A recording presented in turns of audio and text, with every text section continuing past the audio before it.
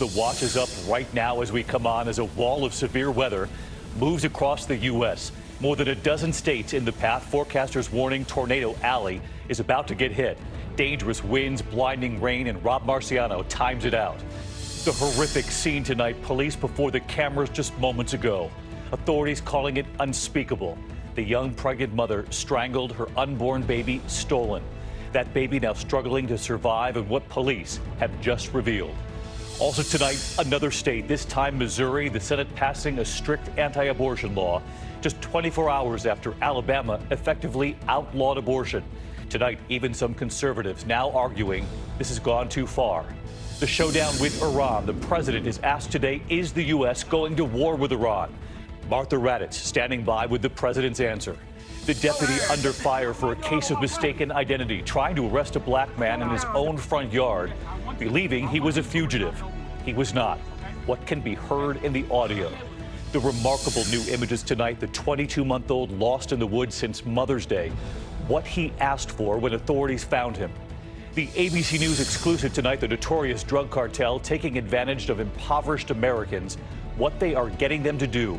Dan Harris tonight on the border for the bust. Tonight, Walmart now says some prices are going up, and they give their reason. And the major change for the SATs, what they will now take into account. This is ABC World News Tonight with David Muir. Good evening, and it's great to have you with us here on a very busy Thursday night. We have a lot to get to, but we're going to begin tonight with the watches up right now, that wall of severe storms moving across the country. 40 million Americans in 16 states bracing for this. The thundering sound of giant hail right there in Hazleton, North Dakota already. Driving rain for the evening commute in St. John, Indiana. And in a sign that they do not need yet another round of this, look at this, the collapsing dam in Dunlap Lake, Texas. But the storms are coming more than a dozen states, as I said, as this moves west to east tonight. Let's get right to meteorologist Rob Marciano, leading us off with the track. Rob? David, this is a powerful storm moving through the west right now, and it's going to cause some dangerous conditions over the weekend. Right now, though, we do have a tornado watch out for Illinois and Indiana, even a tornado warning just southwest of Indianapolis that's heading towards Cincinnati. But the big show's coming with this storm now in the Intermountain West. 1 to 2 feet of snow. This is like a winter storm with wind advisories. It gets into the plains tomorrow, taps that Gulf of Mexico moisture, and here comes Tornado Alley from Rio Grande all the way up into Minnesota. Dangerous storms tomorrow. Big hail, big wind, likely some tornadoes. Dallas, you get it tomorrow night into parts of St. Louis, and then Chicago, I think, late Saturday into Sunday. And that, of course, that does move to the east. And right behind that is another system for next week. David? Tracking it all for us, Rob. Thank you. Next tonight to the growing battle over abortion. Tonight, another state in the news, this time Missouri, where the Senate there has passed a very strict abortion bill, and it comes after Alabama virtually banned all abortions. The governor there signing that bill 24 hours ago. But tonight, even some conservatives say this might be a step too far. Mary Bruce on the Hill tonight. For the second day in a row, a state taking sweeping new action to eliminate abortions. The time of choice is the time of conception, not after conception. Early this morning, Missouri lawmakers agreed to ban most abortions after 8 weeks, even if the pregnancy is caused by rape or incest. Doctors would face prison time, the governor promising to sign it into law. I am honored to lead a state standing here today with many of my colleagues and with so many others who are committed to standing up for those without a voice. Just hours earlier, Alabama Governor Kay Ivey signed a near total ban on abortion, imposing 99-year prison sentences on doctors. The only exception if the mother's life is in danger. In the Alabama State House, an opponent of the bill pressed a supporter on why that's the only exception and got a puzzling answer. Does the bill make exception for patients who are victim of rape? And of course, I kind of know the answer. Can you tell me why it doesn't?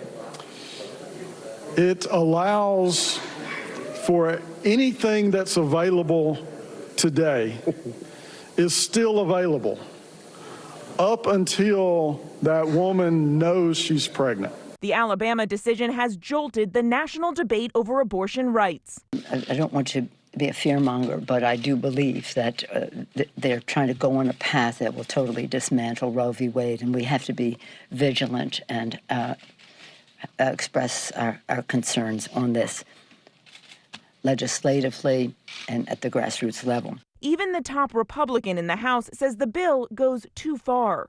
But in my whole political career, I also believed in rape, incest, or life of the mother. There was exceptions. That's exactly what Republicans have voted on in this House. But the bill's sponsors have a clear goal. They want this challenged before the U.S. Supreme Court. My goal with this bill, and I think all of our goal, is to have Roe versus Wade turned over. But even televangelist Pat Robertson, who shares that same goal, worries the Alabama bill is too extreme to make it to the highest court in the land. It's an extreme law, and they want to challenge Roe versus Wade, but my humble view is that this is not the case we want to bring to the Supreme Court, because I think this one will lose.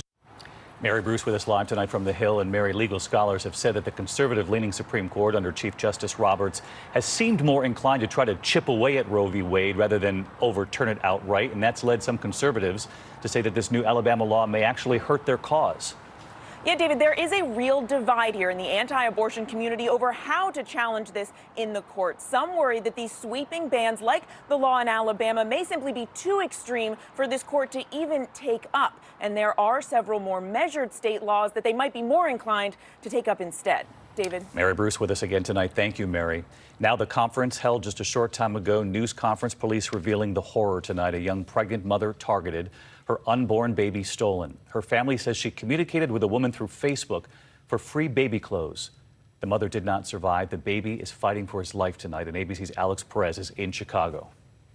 Tonight, a chilling crime in Chicago. Police say pregnant 19-year-old Marlene Ochoa Lopez was brutally murdered and her unborn child then forcibly taken from her body. Tonight, 3 suspects under arrest. Words really cannot express how disgusting and thoroughly disturbing these allegations are.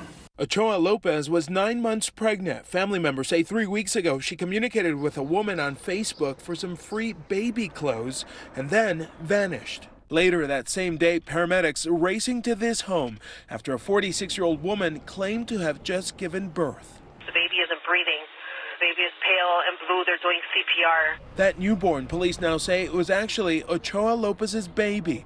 That young mother's body found yesterday at that home. I just don't get and understand how you can harm such a young, beautiful person. The 46-year-old woman and 2 other people now in custody. Ochoa Lopez's family devastated. That newborn in grave condition. Yo les pido a toda la comunidad. His heartbroken father asking everyone to pray for his little angel.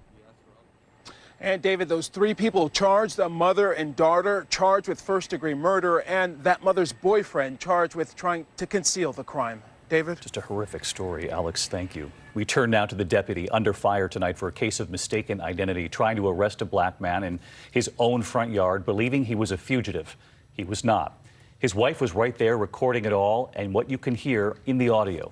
ABC's Marcus Moore is in Texas tonight. He don't even know my name and tell him I have a warrant. Clarence Evans says he was racially profiled by Houston area police. He was playing with his kids and dog in front of his home when the officer you see in the video told him there was a felony warrant for his arrest in Louisiana. The officer calling Clarence Quentin. Actually, I thought it was a joke at first. I thought it was a prank or something. His name is not Quentin. You just stopped in front of my house. Yes, I know who you are. What's my name? Showing him my ID wouldn't have helped. He had it set in his mind that I was Quentin. Just walk with me. Walk with me. Tell him walk with me. He's not going nowhere. He's not going nowhere. After several minutes, another deputy arrives, and they show Evans a photo of the man they're looking for. You're pulling on me, so just, okay. Right here, we're good. Okay. Here's the deal. Doesn't that look a lot like you? No, don't look like me. That's not him. He looked like he was in his mid-50s, early 60s. The only thing we had in common was dreads and all skin complexion. David, authorities here in Houston say this was handled correctly and that there is more to this story that you didn't see in the video. Meantime, Evans has hired an attorney. David? Marcus Moore tonight. Marcus, thank you. And tonight, President Trump was asked today amid the growing tensions with Iran, are we going to war with Iran? How he answered, and here's ABC's chief global affairs correspondent, Martha Raddatz tonight. Today, with the U.S. carrier strike group now in the Arabian Sea and bombers at the ready, the president was asked directly, Mr. President, are we going to war with Iran?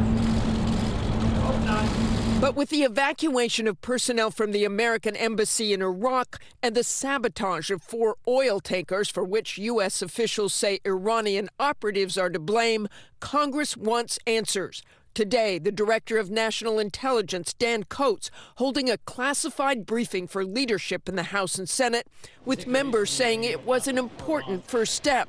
The full House and Senate will be briefed next week. The administration also working to declassify some of the most troubling intelligence. An official tells ABC News there are images which show Iranian cruise missiles on small Iranian boats in the port city of Chabahar.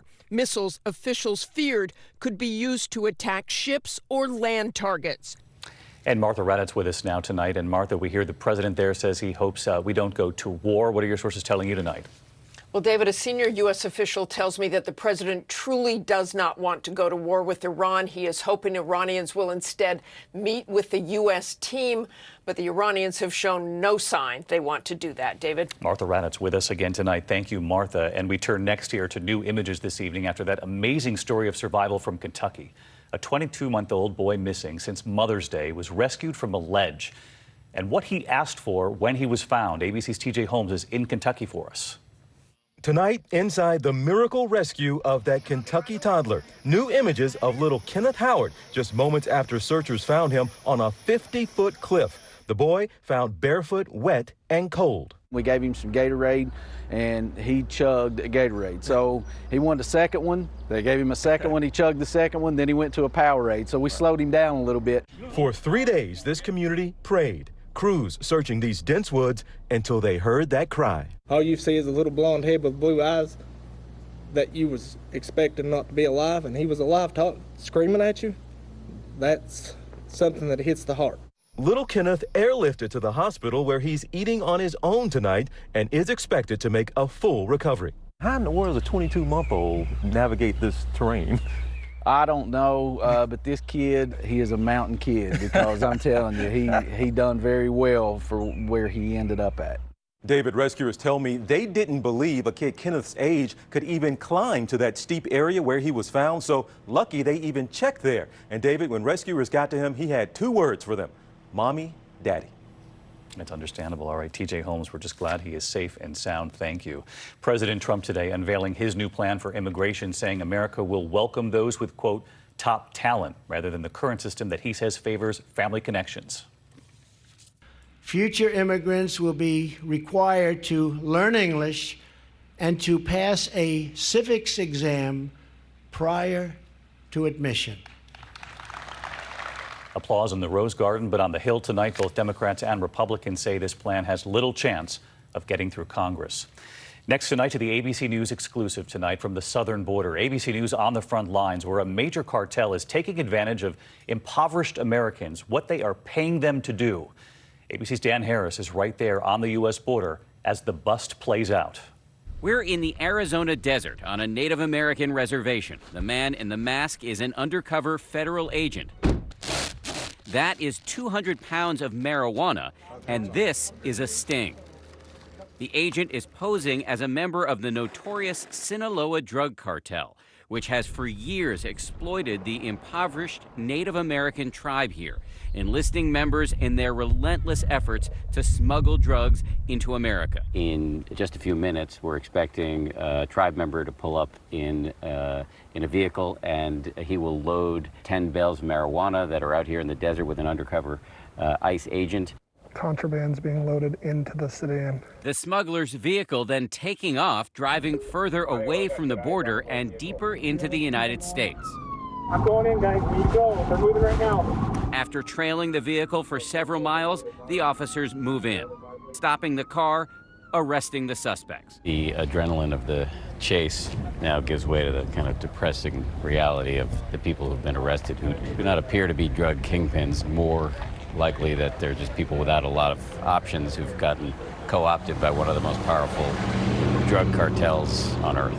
The reservation of the Tohono O'odham tribe takes up 60 miles of the U.S.-Mexico border. In March alone, the ICE team seized about 30,000 fentanyl pills and other illegal drugs right here. We drive 100 miles south into Mexico, where the supply chain begins. Here, the cartel pays impoverished migrants, like 17-year-old Elmer, to carry drugs over the border and onto the Arizona reservation. Estoy esperando cruzar el desierto, pero